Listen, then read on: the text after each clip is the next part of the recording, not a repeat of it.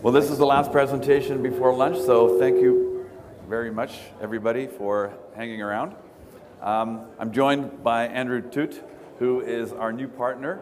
5 weeks ago, we announced a transformational merger with Andrew's company, 4Front Ventures, which is going to immediately catapult us into 4 additional states. So we will become a legitimate 5-state, multi-state operator with a very strong core focus on operations. And ultimately, we plan on moving into additional states from there. So what I'm going to do this morning is just give you a very high-level overview of Cannex, how we got to where we are today, how we see the world, and then I'll pass it over to Andrew, who can kind of wrap up with some of the key elements of our go-forward joint strategy. So Cannex is a 9-month-old public company. We went public in March of 2018. Our core focus was to find operating businesses. Our core thesis is that operations matter. 2018 was really about sort of a land grab. People were acquiring licenses, funding capacity, greenhouses, so on and so forth. We were very, very, very focused on operations, on yield, on brands, on the key elements that actually make a company work. And I think that in 2019, you're going to see a lot of the investment market, really look at those core fundamentals of what is the business. And interestingly enough, if you look at what Joe Lasardi said from Curaleaf, their market cap is $2.9 billion. We're less than 10% of that. We've got a lot of very similar metrics. We have one of the largest operations in the Pacific Northwest. We have some very key elements of what makes a strong MSO, and married with Andrew's and his company's critical mass in additional states, I think you're going to very, very quickly see us, trading in the ranges of some of those much larger MSOs. So in cultivation and production, which are our 2 key areas, we're based in, we're a Canadian public company, but our operations are based in Washington State. You cannot be vertically integrated in Washington. So in other words, you cannot own the retail. But we have about 120,000 square feet of cultivation with 60,000 square feet of flowering canopy, turning out 400 grams per square foot, which is a phenomenal yield. And last quarter, we did approximately the same number of kilograms as Aurora, who were up here earlier, and we know that their market cap is $10 billion, and ours is a lot less. We're very, very focused on the production side of things. Like, I can't remember exactly who said it, but ultimately we see cultivation, being an agricultural commodity. It'll be really a race to the bottom, large volumes, thin margins. Ultimately, as a branded business, consumer packaged goods or consumer branded goods, you're going to really need to focus on the production element of the value chain. And that's where we truly excel. We run the largest, literally, extraction and processing facilities in Washington State. We've got 7 of the top 10 edibles brands. We're very, very good at this end of the business, very focused on the branding, on the packaging. We can do 50,000 single-serving units, individually packed, child-proof per shift. So that translates into more than $1 million a month on a single shift. So it's that kind of scale that is really going to be important when you start to see a company, expand their processing footprint across the country. On the retail side, this is where 4Front really come in. They've got a phenomenal expertise on the whole right side of this slide, the regulatory, the M&A, the thought leadership. They originally started off as a licensing consulting firm specializing in acquiring licenses for other people, and ultimately realized there was more value in owning those licenses for themselves. They made a real focus on the front-end retail end of the value chain. So really, we come as a perfect marriage with our cultivation and production expertise and the retail expertise that these guys bring. Also, they do have some cultivation licenses in key states, Illinois and Massachusetts being 2 of them. And I just want to add here, just a week before we announced our transformational business combination with 4Front, we announced a $32 million investment from Gotham Green, who are arguably one of the most sophisticated, smartest investors in the cannabis space. They're the company behind Cronos. They're the investors behind Ianthus and many, many others. And they, like us, like 4Front, we're realizing that 2019 is going to be a year where operations matter. Therefore, they wanted to invest in a company that excelled at operations. And 4Front, Cannex, and Gotham, we've all come together to really leverage our operational expertise across the value chain and turn this company into a multi-billion-dollar, multi-state operator akin to some of the ones that already exist. So I haven't actually moved beyond that slide yet. So I'm going to pass it over to you, and you can just touch on some of the other elements that I may have missed. Sure. You know, we, as Anthony noted, you know, we look at Cannex's operations, or Cannex affiliated operations in Washington. It's simply the most impressive cultivation and processing facility we've seen in the country. They have 60,000 square feet under canopy, and their yields in their newest facility are about 400 grams per square foot, which is just unheard of. And so this is iterations of getting this right over 5 years in Washington State. The production side of this excites me even more than the cultivation does. They have 16 brands of marijuana-infused products, over 300 SKUs. As Anthony said, 7 of the top 10 infused products in Washington. The customers love the product, they love the price point, and they've rewarded Cannex-affiliated companies with 8% market share. This is Northwest Cannabis Solutions, which is the main affiliate of Cannex. As you can see, this is what excites me about this. Washington, one of the most competitive markets in the country. Wholesale flower is selling for between $700 and $800 a pound, and this is what the trajectory looks like for Northwest Cannabis Solutions. They continue to generate growth despite a brutal pricing environment, and they continue to be profitable. So when investors ask, what does this industry look like when pricing collapses? This is what it looks like, and we've got the operations to do it. And one last thing on this slide, $40 million in run rate revenue for Northwest Cannabis Solution. As Anthony said, it's not a vertically integrated state, so they're only selling wholesale at a very muted price. If they were a vertical player in Illinois, Massachusetts, it would be over $100 million in revenue. So this is the piece of the puzzle that 4Front brings. It's really retail. Those were our origins, and regulatory. So retail, our original SOPs were modeled after Harborside Health Center in Oakland, California, which was one of the pioneers. And despite a very competitive market in Oakland, Harborside was able to garner incredible market share. It has long been one of the biggest dispensaries in the country.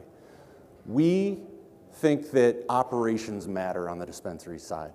We think that anyone who's decently capitalized can put up an aesthetically pleasing retail operation. But where the rubber hits the road is it is a warm, welcoming environment. Does the sales staff know what they're doing? Are they well trained? Can the customer go in there and not feel like they're doing something wrong? And all of those things make for an incredible retail experience that we've been cultivating across 4 states now. And we'll be open in 14 dispensaries will be open by the end of the year in just the portfolio we have. So if you look at market share in mature states in the retail environment, a great retailer is doing anywhere from 5 to 10x what a poorly operated retailer. And we want to be the former. It doesn't matter if you have a great retail operation if you can't scale it. And so 4Front's probably put in more time and effort into training programs, making sure that we have a replicatable customer experience than anyone in the industry. Our leadership on the retail side come out of Trader Joe's, come out of Sweet Green, the chopped salad concept, and we're really starting to see the fruits of our labor with the customer reception to our retail operations. From a regulatory standpoint, there are really 2 components here. This is part of 4Front's origins. Chris Crane, who is our president and founder, one of our co-founder, is really a nationally recognized authority on cannabis regulation. And not only is Chris and his team responsible for making sure that we're running compliant businesses, but our team has also been one of the best in the business at winning new licenses de novo. So as we think about our growth strategy, winning licenses in new states is actually the cheapest way. De novo is the cheapest way to get into new states. And we feel like we're pretty well positioned going forward there as well, and had a lot of success in the past.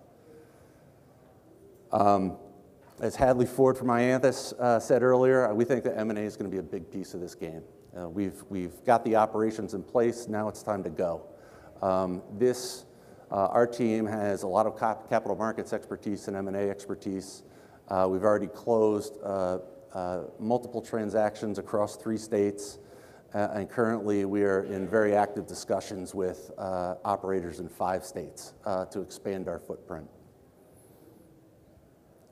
So this is where we are today. We're in 5 states, Washington, Illinois, Pennsylvania, Maryland, Massachusetts. And we currently have an M&A pipeline that would put us in an additional 4 states, and we have some outstanding de novo licenses that we're still waiting to hear on. I would think that by the end of the year, we're going to be in 9 or 10 states as opposed to just 5 today. So this is really, if you boil it all down on why we are so excited about the value creation opportunity of this merger. You're taking Cannex, which has 8% market share in Washington State, 16 product brands that resonate with the market, and they're growing flower at 400 grams a square foot. And immediately, right off the bat, we're dropping that into over 100,000 square foot of capacity in Worcester and Georgetown in Massachusetts, which is a rec market that's coming online right now. And we've got a 94,000 square foot facility in Chicago, one of 19 in what will likely be a recreational market in the next 18 months. So if you believe that we can get half the market share that Cannex has been able to achieve in Washington, 8%. We get 3 or 4% in just our existing portfolio. That's a $75 million EBITDA opportunity. That's what gets us so excited. Quickly on the team, Josh Rosen will be the CEO of the go-forward company. Leo Gontmacher, who was really the architect behind Northwest Cannabis Solutions, will be our COO. Dave Kroom will be our CFO. He has public company experience at Amazon and Microsoft and Chevron. And of course, we've got our operations team that we think is best of breed. From a shareholder-based standpoint, there's a lot of insider ownership at the combined company, where 46% is owned by management and insiders. And as the slide says, we do boast some of the most well-respected investors in the cannabis space. Navy, Gotham Green, Merida, Bangle, Artemis Growth. We're well capitalized, as Anthony mentioned. Just had a recent round of $32 million that went into Cannex through Gotham Green. 4Front recently closed on a $31 million equity round. So to recap, we think that the opportunity right in front of us with the existing portfolio is over a $75 million EBITDA opportunity. And that's with pretty conservative share assumptions. And our confidence in our ability to get high single digits market share is a lot greater than that, because we've done it before in Washington State. And so it's to take that expertise, take our license portfolio, and continue to expand it. And right now, the combined market cap of our company is about $300 million US. We think that we have a lot of room to grow here as this plays out. And very quickly on the transaction, we expect to have definitive documents announced in the next several weeks, and we are still on course to have a Q1 close. So with that, we'll turn it over to questions. Don't want to stand in between people and their sandwiches.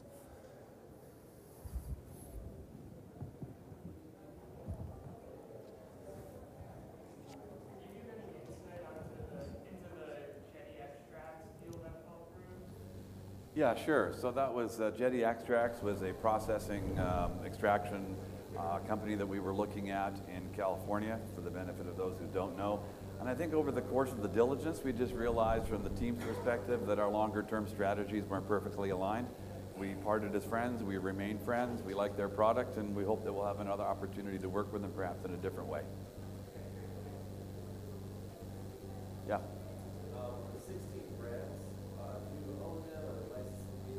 No, we own all of them. We own and develop them.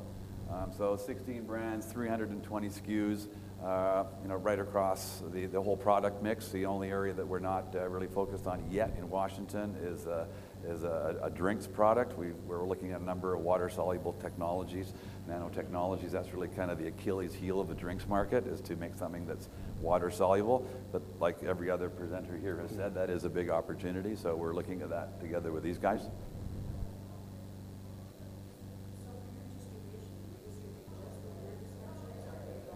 So in Washington, we self-distribute.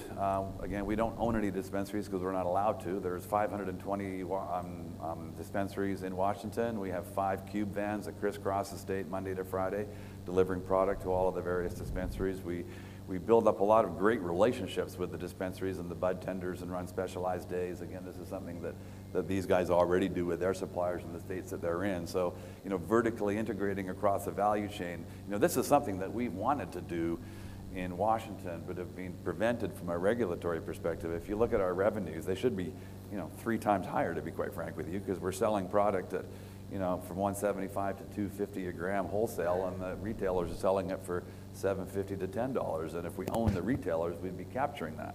So having these guys at the other end of the value chain is a dream come true for us, because we're going to be able to capture that product, way higher margins.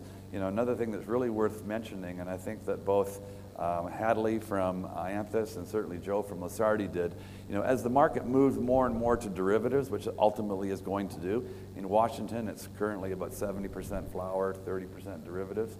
Our product mix is 55-45. We think derivatives are really the place to be. You control the brand, you control the experience better, the margins are way higher. Our gross margins on derivatives are around 70%. On our flowers in the high 30s. So we like that end of the market, and we love the fact that the market is going that way, and we love the fact that we kind of foresaw this and put a lot of time and effort and money into being the best in Washington.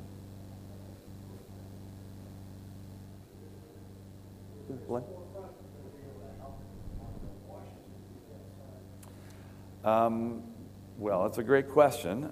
In this current legislative session in Washington, there's a bill before the decision makers to allow vertical integration. I think that's probably not going to pass this time around, but it's certainly being socialized. It ties back to the 30s when they didn't want to have booze companies owning bars. That's where it comes from. But I think Washington, if I'm not mistaken, is like the only state in the union where it's not allowed, right? Mm-hmm. Or one of the few. One of the few. So we think it's only a matter of time. And once that happens, then these guys are the best guys to lead that charge. I guess the corollary, what is Cannex doing to help these other cultivators in Massachusetts and 4Front? Well, Leo, that you already saw on the slide there, has already been out to Mass twice. I think he's there right now. Leo's team is in Massachusetts today. He is in charge of our cultivation and processing operations. So he's the guy, and here are the keys to that piece of the business, and he's the best there is. So he's really I don't say that in a bombastic way. I really encourage people to go out and see his facilities in Washington to see what this industry can look like. He's definitely ahead of his time. And I might just add one last thing, that virtually every large MSO that has been presenting at this particular conference has been to our facility in Washington and has made overtures to us. But we just didn't see really the kind of the cultural fit. They were significantly larger. We would have ended up just kind of being a small cog in the big machine, and we think that we've got a hell of a lot to add. And so getting married to these guys really fits much better with our joint strategy, and I think it's allow us to control our own destiny better and to create ultimately value. As I said at the beginning here, Curaleaf's market cap is 10 times that of ours. But with these guys now, almost the deal being closed by the end of the quarter, we're going to be in 5 states, probably 2 more by the end of the year. So that puts us in a whole new category of company, which is why they call it in the investment world, there's so much torque in the Cannex stock. That's a signal for go buy it. Yeah. There might be a slide on this, but what's your revenue breakdown? So almost the entirety of our revenue is in Pennsylvania and Massachusetts right now as a 4Front standalone. We have only one dispensary open in Maryland and 3 more coming on that we're managing.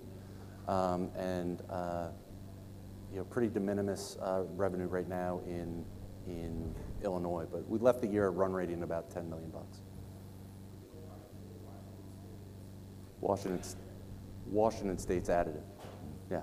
Because we're not yet merged. Right. I guess if we were merged, Washington would probably be the greatest revenue. For sure. Yeah.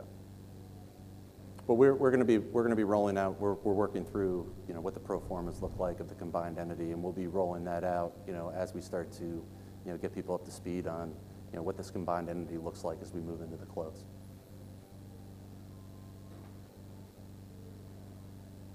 Great, thank you.